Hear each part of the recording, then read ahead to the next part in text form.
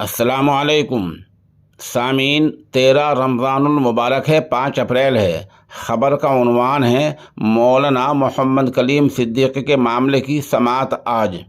آپ کو پتہ ہی ہے کہ پچھلے ہفتے سرکاری وکیل نے بحث کے لیے 1 ہفتے کی مہلت مانگی تھی، جو ان کو عدالت نے دے دی تھی۔ بہرحال معاملے کی تاریخ آج ہے۔ اس سلسلے میں ایڈوکیٹ اسامہ ندوی کا رات ہی پیغام آیا تھا۔ پیغام میں انہوں نے بتایا کہ یہ جو سنوائی ہے، جو سماعت ہے، یہ الہ آباد ہائی کورٹ کی لکھنؤ بینچ میں ہے۔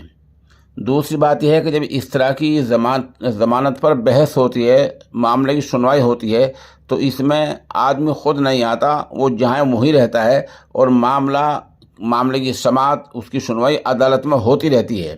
تو آج وہی سنوائی ہے اور آج ضمانت پر بحث ہونی ہے۔ ناظرین اور سامعین سے اس بارے میں دعا کی درخواست ہے، سب تہ دل سے دعا کریں کہ اللہ تعالی حضرت والا کو جلد از جلد جیل سے رہائی نصیب فرما دے۔